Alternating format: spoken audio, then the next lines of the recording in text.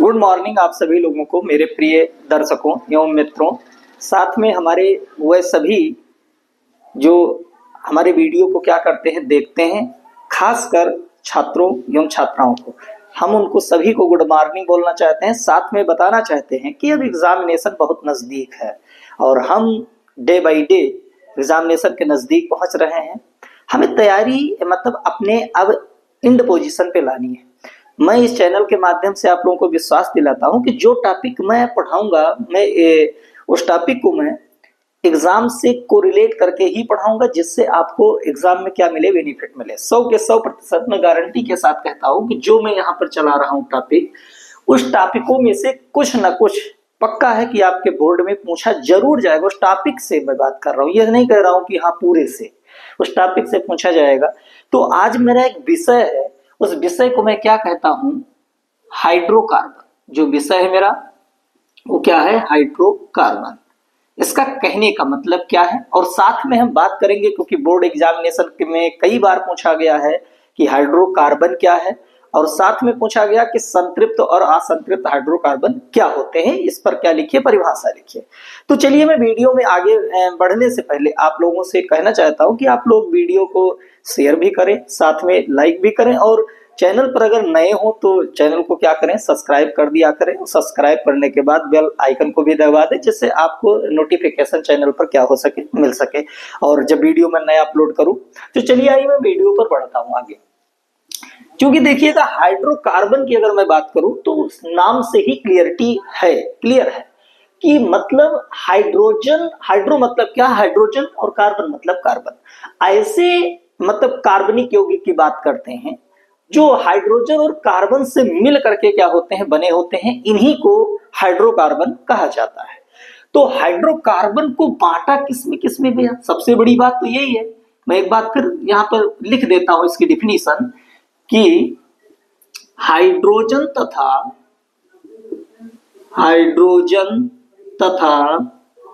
Carbon से मिलकर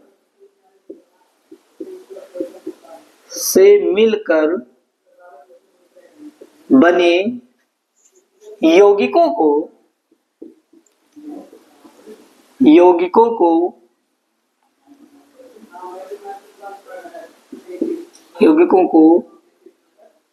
hydrocarbon कहते हैं। अब बांटा इसमें भाई किस में गया, दो भागों में। कौन कौन से, संतृप्त और असंतृप्त। तो एक बात मैं और आपको बताऊंगा कि इनकी संतृप्तता की जांच करने के लिए, देखिए इंक कुछ डैमेज है तो इंक मैं डाल लेता हूं मार्कर में। तो देखेंगे हम एक पॉइंट में और बात लेकर के चल रहे हैं साथ में कि कार्बन की जो संयोजकता होती है कितनी होती है, 4 होती है। कार्बन की संयोजकता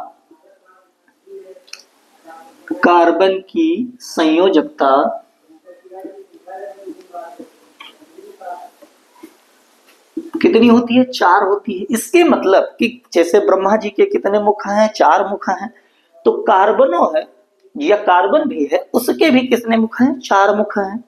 अब अगर मान लो 4 मुख में से एको मुख क्या हो जाए, कम हो जाए, तब तो हम लोग यही कहेंगे कि भैया फलाने खोण होगी, फलाने के पास एको मुख गा होगा, गायब होगा। तो ऐसे ही आप सोचें कि अगर कार्बन की संयोजकता 4 है तो उसकी संयोजकता किसके द्वारा संतुष्ट होगी। ये बात ध्यान रखना कि कार्बन की संयोजकता कितनी होती है, 4 होती है, तो किसके द्वारा संतुष्ट होगी। तो कहते हैं कि टॉपिक मेरा क्या, हाइड्रोकार्बन। मतलब कार्बन की जो संयोजकता चारों संतुष्ट होगी किसके द्वारा, हाइड्रोजन के द्वारा। एक बात।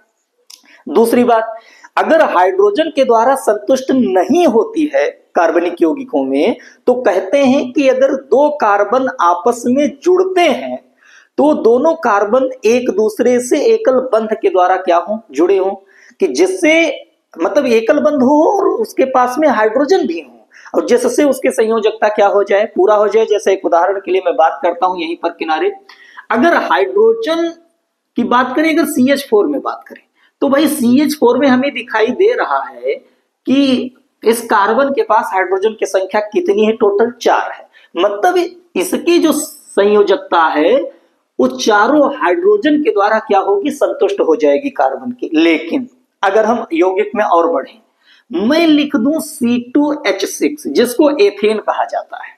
अब इमेजिन करें कि भाई एक कार्बन के पास 4 होना चाहिए और 4 है इसके पास मेथेन में, लेकिन जब हम एथेन में आगे बढ़ते हैं तो उस अनुसार 2 कार्बन है तो 8 हाइड्रोजन होना चाहिए, लेकिन कितना लिखा है? 6 लिखा है। तो ये भी समस्या की बात है भाई। तो दूसरा रूल कहा गया कि अगर कार्बन तीनों हाइड्रोजन से जुड़ जाएगा, दोनों कार्बन, क्योंकि भाई 6 हैं, एक के पास 3 है और दूसरे के पास भी कितना है? 3 है, तो ये दोनों कार्बन भी एक दूसरे के साथ बंध का निर्माण करते हैं। और वो बंध है क्या? एकल बंध है। एकल बंध, अब इसमें एक पॉइंट आया, पहले कहा गया कि किसी कार्बन की चारों संयोजकता चारों हाइड्रोजन के द्वारा संतुष्ट हो। दूसरे यौगिक में क्या कहा गया?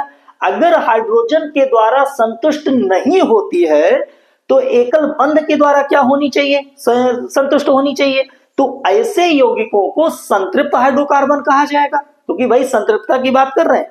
लेकिन अब अगर इसके अपोजिट सोचा जाए कि किसी भी कार्बन के पास में ना तो हाइड्रोजन के द्वारा और ना तो इस एकल बंध के द्वारा कार्बन की संयोजकता संतुष्ट नहीं होती है, तो उन पर भी बात करनी चाहिए।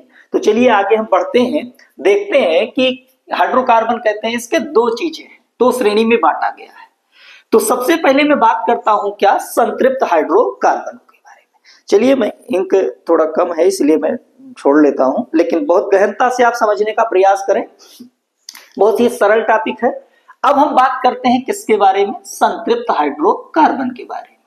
अभी आखिरकार में संतृप्त हाइड्रोकार्बन क्या है? हाइड्रोकार्बन, चलिए आगे बढ़ते हैं, इसमें टॉपिक पे अच्छे से समझते हैं। तो संतृप्त हाइड्रोकार्बन में भी हमने क्या कहा? 2 डिफिनीशन है। कहा गया या तो किसी कार्बन की चारों संयोजकता, क्योंकि कार्बन की संयोजकता 4 है, इसलिए किसी कार्बन की चारों संयोजकता हाइड्रोजन के द्वारा संतुष्ट हो जाए। दूसरा पॉइंट क्या कहा गया? ऐसे मतलब हाइड्रोकार्बन जो जिनमें हाइड्रोजन की कार्बन की संयोजकता हाइड्रोजन से अगर संतुष्ट नहीं होती है तो कार्बन कार्बन के बीच में एकल बंध पाया जाए, उससे संतुष्ट हो जाए। तो आइए चलिए मैं इसको डिफिनीशन में लिखता हूं। क्या लिखूंगा? कि ऐसे हाइड्रोकार्बन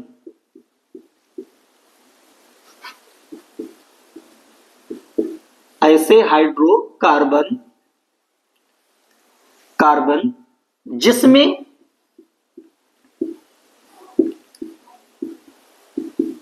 कार्बन की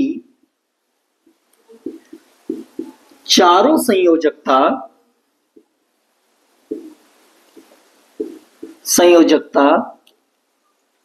हाइड्रोजन के द्वारा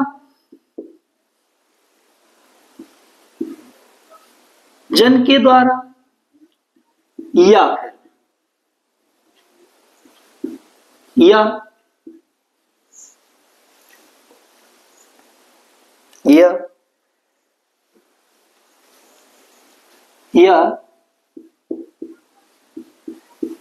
यौगिक में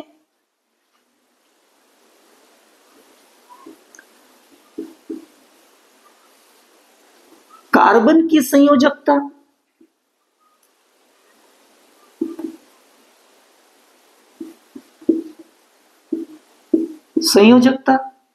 एकल बंध के द्वारा संतुष्ट हो, एकल बंध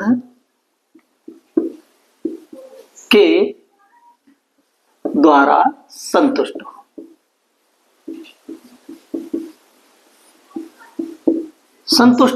अब तो इसमें दोनों पॉइंट हैं, या तो हाइड्रोजन के द्वारा या यौगिक में। अगर भाई यौगिक है तो कार्बन हो सकता है एक से क्या हो? अधिक हो। तो कहते हैं यौगिक में कार्बन की संयोजकता एक बंध के द्वारा क्या हो? संतुष्ट हो, या एकल बंध के द्वारा क्या हो? संतुष्ट हो। तो ये महत्वपूर्ण बात है। चलिए आइए हम इसको एग्जाम्पल में क्या करते हैं, देखते हैं, समझिए अच्छे से। और ये पक्का है कि बोर्ड एग्जामिनेशन में यहां से क्वेश्चन आएगा जरूर। चलिए देखिएगा, मान लो ये लिखा है, अभी हमने वहां दिखाया, ये लिखा है C3H8 लिखा है। क्योंकि संतृप्त हाइड्रोकार्बन में अगर देखा जाए तो इसका सामान्य सूत्र जो होता है, इसका सामान्य सूत्र जो होगा, अभी सूत्र देख लेते हैं। सामान्य सूत्र होगा वो क्या है, CnH2n प्लस 2। इसके मतलब n क्या है, नंबर।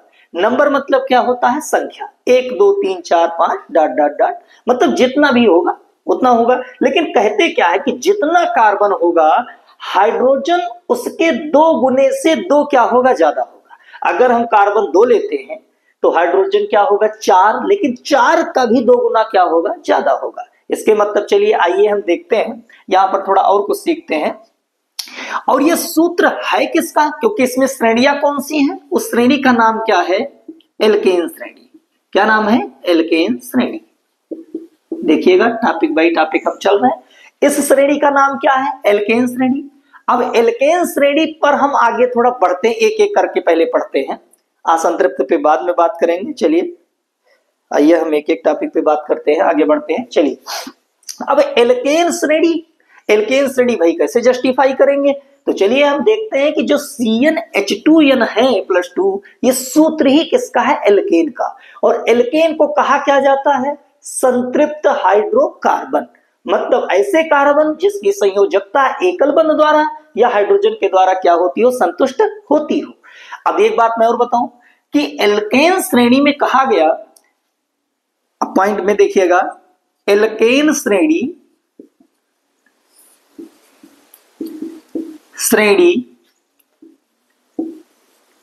के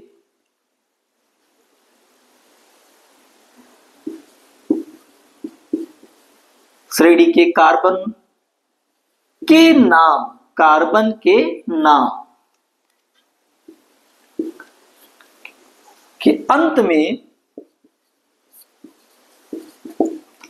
अंत में एन जोड़ते हैं। चलिए एक टॉपिक और हमने क्लियर किया। अब देखिएगा, यही पर फिर से समझाता हूं कि जो संतृप्त हाइड्रोकार्बन हमारा था, ठीक है, उसका सामान्य सूत्र निकल करके क्या आया, CnH2n प्लस 2। अब CnH2n प्लस 2 जो है उसको कहते कौन सी श्रेणी, एल्केन श्रेणी। अब एल्केन श्रेणी में जितने भी कार्बन आएंगे उन सभी कार्बनों की संख्या के आधार पर उनके नामों के अंत में क्या जोड़ेंगे, एन जोड़ेंगे। चलिए आइए इसका भी श्री गणेश कर लेते हैं, आइए आगे बढ़िए। अब देखिएगा कि अगर कार्बन की संख्या के आधार पर, तो भैया कार्बन की संख्या का नाम क्या होता है, तो 5 तक हम आगे बढ़ करके बताते हैं आपको। अगर कहीं पर कार्बन की संख्या 1 है उस श्रेणी में, तो उसका नाम जो होगा वो क्या होगा, मेथ होगा। क्या होगा, मेथ होगा। और अगर कार्बन की संख्या कितनी है, 2 है, तो क्या होगा, एथ होगा। और कार्बन की संख्या अगर कहीं पर क्या है, 3 है, तो क्या होगा, प्रोप होगा। और कहीं पर कार्बन की संख्या कितनी है, 4 है, तो क्या होगा, ब्यूट होगा। और कार्बन की संख्या अगर कहीं 5 है तो क्या होगा, पेंट होगा। ये अति महत्वपूर्ण चीजें हैं। अब देखिए ध्यान से कि कार्बन अगर संख्यात्मक रूप में 1 है श्रेणी में, तो उसका नाम क्या होगा, मेथ होगा। और अगर कहीं पर 2 है तो क्या होगा, एथ होगा। अगर 3 है तो प्रोप होगा, 4 होगा तो ब्यूट होगा, 5 होगा तो पेंट होगा। लेकिन अभी यहीं पर खत्म नहीं हुई बातें। क्यों, क्योंकि अभी हम यौगिक की बात नहीं किए हैं, कार्बन की संख्या के बारे में बात किया गया है। अब अगर मान लो यही कार्बन की संख्या हाइड्रोजन के साथ मिल करके यौगिक बना ले, तो भैया उस यौगिक में या यौगिक के श्रेणी का नाम क्या होगा। तो अभी हमने क्या कहा कि कार्बन के नाम के अंत में एन जोड़ा जाता। अब जैसे कार्बन का नाम 1 है तो क्या है, मेथ है। अब अगर एल्केन श्रेणी में अगर होगा तो उसके नाम के अंत में एन जोड़ेंगे तो क्या हो जाएगा, मेथेन हो जाएगा। तो चलिए आइए हम इसमें हम लोग क्या करते हैं, तो आगे बढ़ेंगे हम, ऐसा है। लेकिन आगे बढ़ने से पहले थोड़ा इरेज करना पड़ेगा। तो हम अगले टर्म में आपको मिलेंगे इस वीडियो के साथ में लेकर के। यहां तक आप लोग क्या रखिएगा, याद रखिएगा। अगले वीडियो में हम फिर आपको मतलब जो है इसके नामकरण से संबंधित लेकर के दूसरा वीडियो उपस्थित होगी। ये अति महत्वपूर्ण है, चाहे कक्षा 10 हो चाहे कक्षा 12 हो। और बोर्ड एग्जामिनेशन नजदीक है, मैं 100% दावे के साथ कह सकता हूं कि यहां से एक क्वेश्चन अवश्य आएगा। तो आप लोग सभी लोगों को थैंक यू, धन्यवाद वीडियो देखने के लिए। और मंजिलें आपके नजदीक हैं, अपने मंजिल को क्या करिए, समझिए और देखिए और समझिए, उसको आगे बढ़ाइए। ठीक है, धन्यवाद।